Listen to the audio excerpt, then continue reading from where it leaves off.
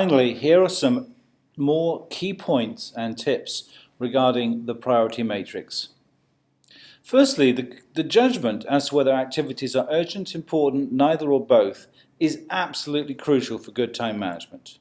If nothing else, practice this for the next few days and become good at really being able to disseminate and discern these two differences. Most people who are not good at time management or managing their environment tend to spend most times in boxes 1 and 3.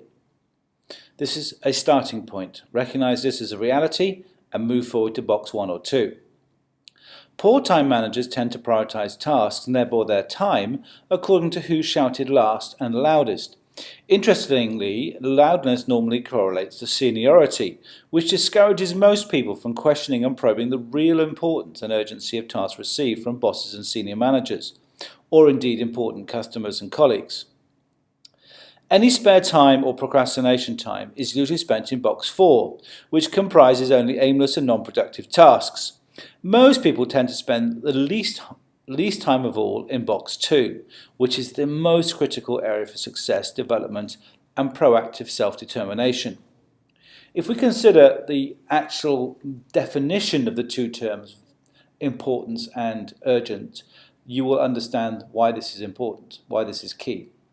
Urgency can be considered as time, when you do something, whether it needs to be done in the next hour, the next day, the next week.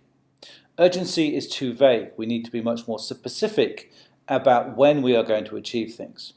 Negotiate and set clear, specific delivery times for tasks that you take on or are working to. Make sure you put in a safety buffer so you can allow for delays, unexpected events and so on, things taking longer than they were intended to. So if somebody asks you to produce a report and you think it may take you a day, offer that you will do it in 2 days and it'll be on their desk within 48 hours. When you achieve it and they receive it within 24 hours, they will be delighted and hopefully suitably impressed. You will have also taken a significant amount of pressure off yourself and allow time to do other things that may occur you didn't foresee.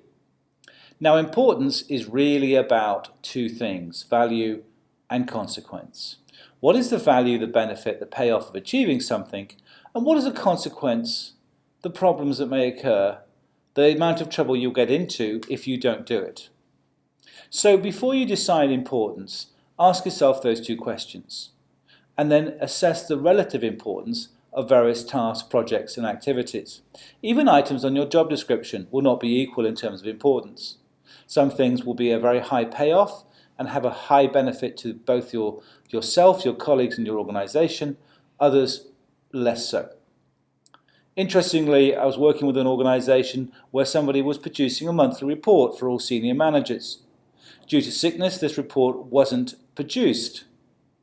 Nobody noticed. The consequence of not doing it was nil.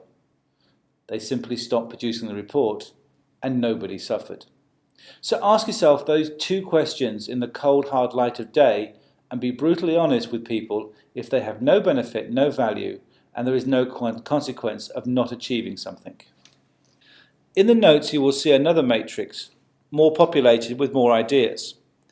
This one here looks at some examples which will allow you to identify ways of improving your priority setting. In box 1 we have the do now activities. As already mentioned, these can be demands from other managers or customers. They can be emergencies. They could be planned tasks that have been delayed. They can be last-minute meetings or appointments. They can be reports and submissions that are requested at the last minute or unexpectedly. And then the firefighting, problem resolution when things go wrong. Try and minimize the amount of time and the amount of instance of these things. Box 2 are plan to do. One of the most important things you can do to encourage and almost trick yourself into doing quadrant 2 activities is to make an appointment with yourself to do them. It's to schedule time in advance, both on a daily and weekly basis, to have them done and completed. So for example, if you were trying to clear a backlog of filing, and this had been happening for some time, it's important but will not become urgent. It'll only become urgent when you can't actually open the door in your office anymore. So simply set yourself a schedule at half an hour here, half an hour there, maybe 15 minutes tomorrow. Set that time aside as if it was an appointment And when the notification comes through, stop what you're doing and start that task.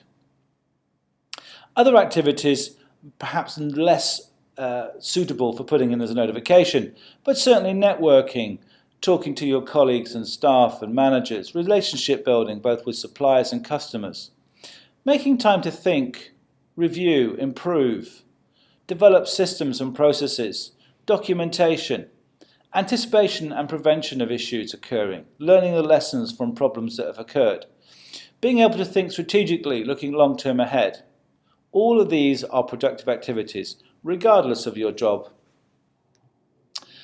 The not so important tasks, which are seemingly urgent, they may look like trivial requests when you analyse them carefully.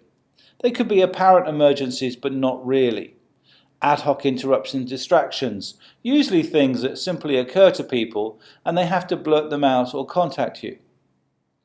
One of the most powerful things you can do to try and reduce the number of these type of activities is to work with your email alert set to off and simply check your emails once every hour or so as appropriate for your job role. And the same with your phone, messaging and so on. Working in this way will allow you to focus on things in a more organized way and get less distraction from these seemingly important but not really activities. Number 4, well, resist and cease these not important and not urgent activities. Many of the time we are doing these because they're a habit. They're also things we enjoy doing.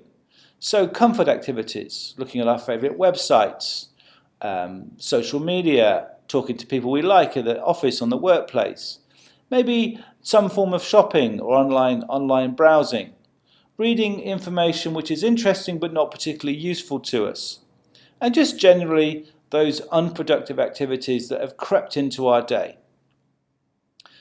Just take a time log, be brutal with yourself, be tough, and ask yourself, is what I'm doing now the best use of my time? If it isn't, stop doing it and go on to something in box 1 or 2.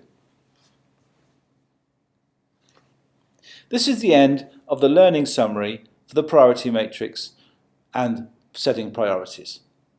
You will see in the notes that there are some activities you can use, a worksheet or two that will allow you and help you to apply some of these ideas. Thank you for listening, and please get in touch if you have any questions or comments.